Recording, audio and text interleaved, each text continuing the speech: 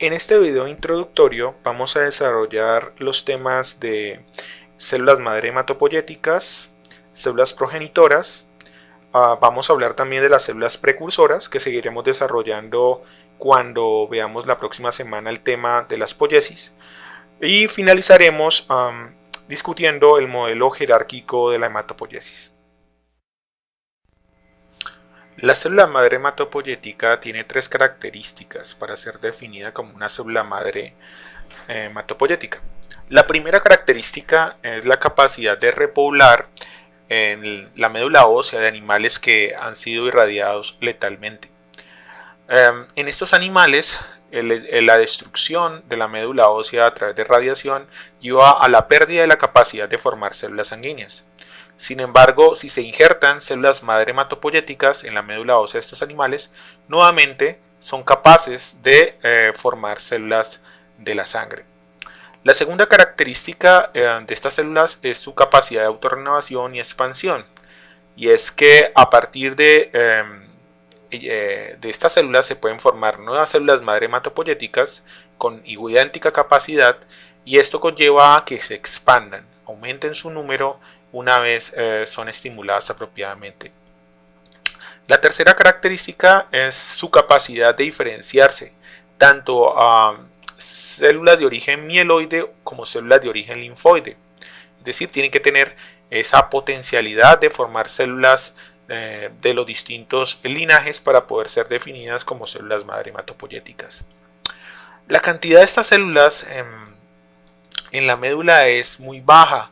Se calcula que hay alrededor de una célula madre hematopoyética por cada 10.000 a 1.000.000 de células nucleadas en la médula ósea. Esto nos indica que su frecuencia es extremadamente baja dentro del compartimiento de la médula ósea. También se ha encontrado que solo entre el 1 al 3% de las células madre hematopoyéticas en médula ósea se encuentran activas en el ciclo celular, es decir, se encuentran en la fase de autorrenovación, expansión y diferenciación. Es decir, la mayoría, el 97% de estas células puede estar perfectamente en estado quiescente, esperando ser estimulada apropiadamente. La mayoría de células madre hematopoyéticas se encuentran en el estado quiescente. Sin embargo, cuando son apropiadamente estimuladas por diferentes mecanismos, pueden entrar nuevamente al ciclo celular, lo cual va a permitir que ellas inicien procesos como la diferenciación celular para formar células maduras, que son las que encontramos en circulación. Otro camino que pueden tomar estas células que han entrado en ciclo celular es el proceso de autorrenovación, lo cual permite expandir el número de células madre hematopoyéticas que luego van a reintroducirse a través del ciclo o fase de diferenciación para formar nuevamente células maduras.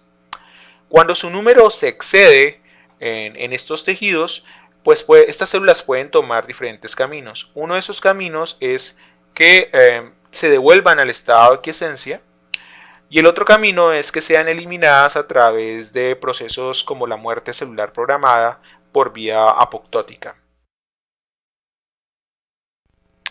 La identificación de células madre hematopoyéticas ha sido un reto desde el inicio de su descubrimiento, dado que no es posible identificarlas o diferenciarlas morfológicamente como si lo hacemos con las células sanguíneas maduras. Entonces, para identificarlas es necesario usar la presencia o ausencia de marcadores de superficie celular. Los marcadores de superficie más utilizados son estos cuatro.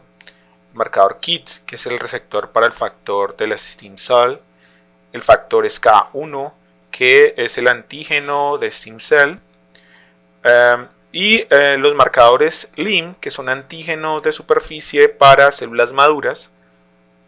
También el marcador CD34, que es una molécula de adhesión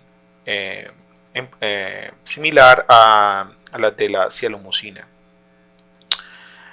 De acuerdo a esos cuatro marcadores y otros más que discutiremos a continuación, las células madre hematopoyéticas pueden ser divididas en dos grupos. Unas son las LT y otras las ST. Las LT son células madre hematopoyéticas con una capacidad muy alta para reconstituir a largo plazo la hematopoiesis por completo. Mientras que las ST son células con una capacidad de reconstitución a corto plazo. Para poderlas identificar, entonces usamos la combinación de los anteriores 4 marcadores. Las LT expresan generalmente el SCA y el KIT en la superficie celular, mientras no expresan ni el LIN ni el CD34. Mientras que las ST van a presentar un cambio a diferencia de las LT, y es el aumento en la expresión o la presencia de la expresión del CD34 positivo. En ambos casos, estas células permanecen LIN negativo, lo cual nos indica que no han sido estimuladas a diferenciarse porque no presentan ningún marcador de los diferentes linajes de células sanguíneas.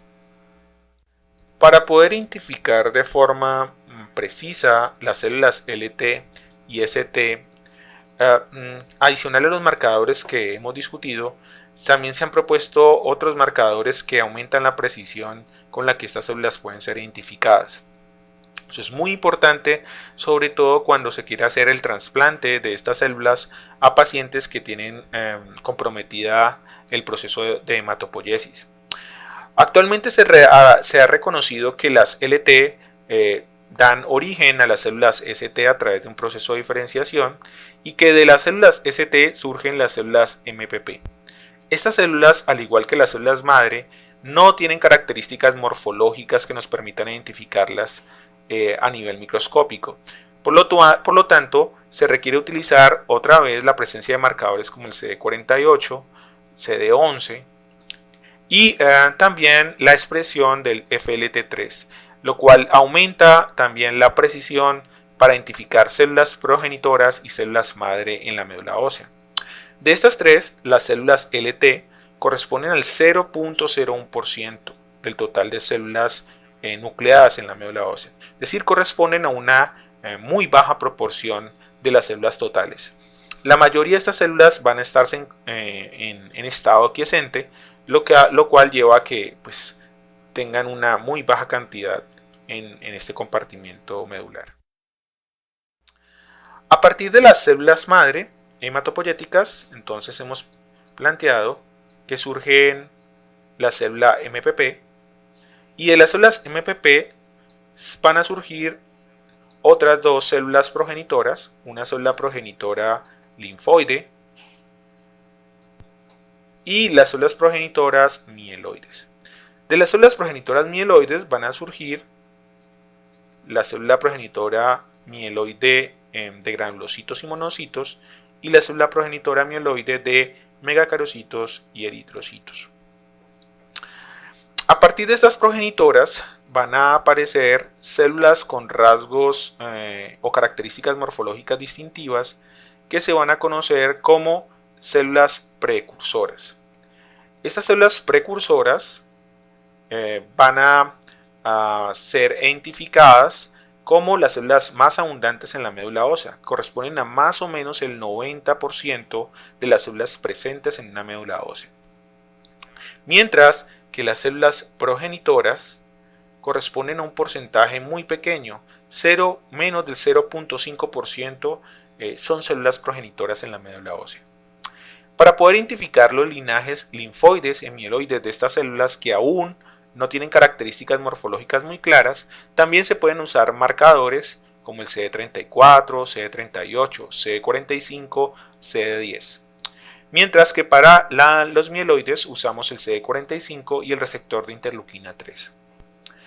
Cada una de estas células tiene diferentes capacidades. Ya hemos discutido que las células madre hematopoyéticas tienen de una forma muy importante la capacidad de autorrenovarse y también de diferenciarse. Mientras que las células progenitoras tienen una alta capacidad de proliferación y también de diferenciación. En este caso resalto el I. El hecho es que estas células tienen un proceso o un programa establecido que los lleva a proliferar y diferenciarse. Y es producto de esta diferenciación de estas progenitoras que aparecen las células precursoras en la médula ósea. Finalmente, las células precursoras, a través de múltiples etapas, van a dar origen a las células maduras, que son las que encontramos en la médula ósea.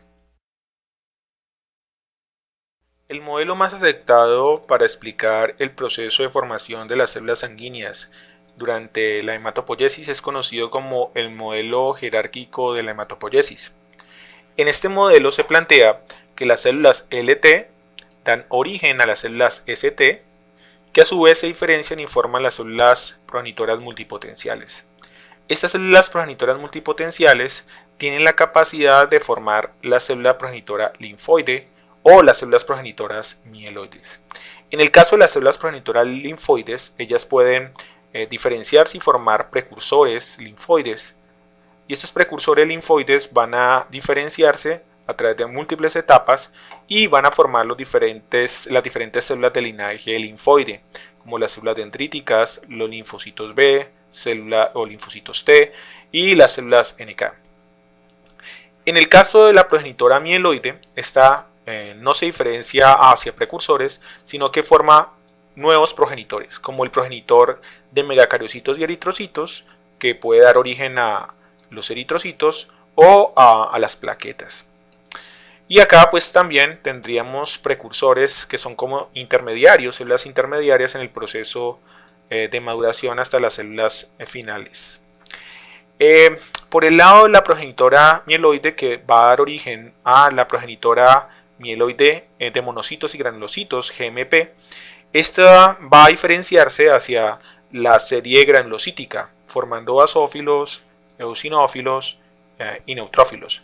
También este progenitor es el encargado de dar origen a los monocitos, que posteriormente en tejidos periféricos se van a diferenciar hacia macrófagos y células especializadas como los osteoclastos.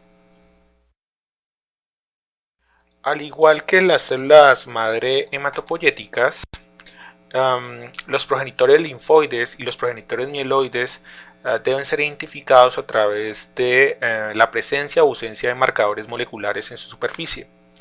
En el caso de las células maduras como los linfocitos T, los linfocitos B y las células NK, también es necesario la identificación con marcadores moleculares, dado que estas células desde el punto de vista morfológico son muy parecidas y no pueden ser identificadas fácilmente por microscopía de luz.